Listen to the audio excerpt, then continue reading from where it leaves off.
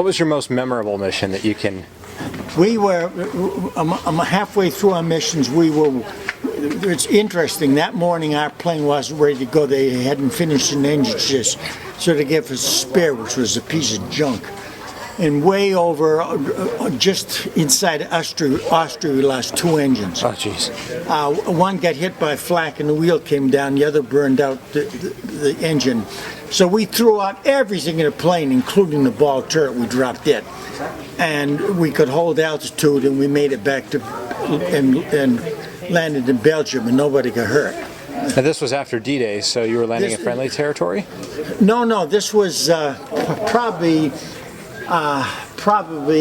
halfway through my mission, so it would have been, let's see, I started flying around Christmas time. It had probably been about February. Okay. Possibly March. Of 44? 45. 45, okay. Yeah, right. Now, when I was flying, the requirement was 35 missions. Right. Because with fighter escort, the loss rate had gone way down. Yeah. So on my 25th mission, the war ended. And I don't remember the date. What was it, June or May or June or something like that.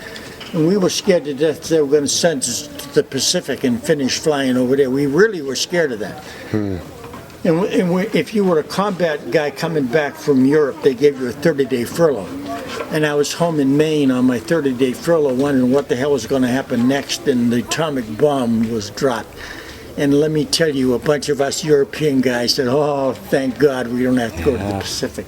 Actually, there was no worry about that, I don't think, because the B-29s were pressurized airplanes and didn't have a ball turret. They had a fire control thing, but I'm sure they'd have found something for us to do. That wasn't necessarily pleasant. No, so you know, you can say all you want to about the atomic bomb, whether it's a good thing or a bad thing, but a lot of guys in Europe were mighty glad that they didn't have to go to the Pacific. Absolutely. Absolutely. Yeah. You can climb up there a little farther if you want to. Look around the corner to your left and you'll see the navigator's table. Right close.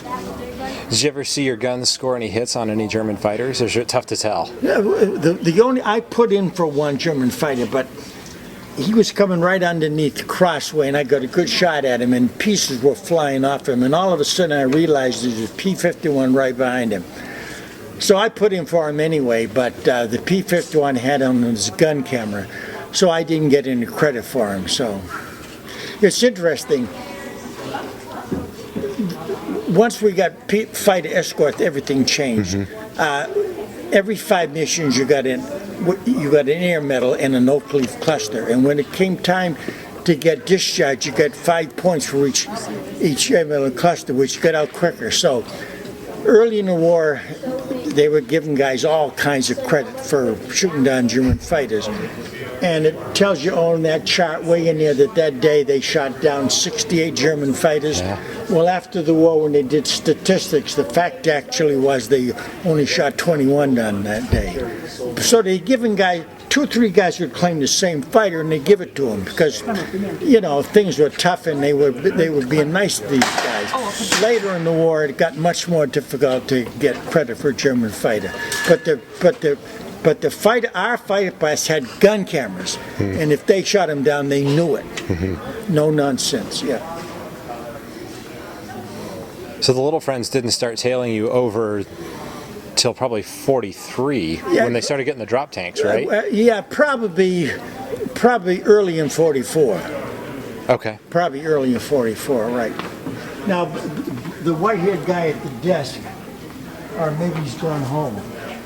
No, Bob was the navigator. He was flying early in the war, and he says he remembers when the P-47s would drop back and they'd be on their own, and the German fighters knew where that was, and they were waiting for the turnaround. Yeah. So the fact that I was flying late in the war was very lucky for me.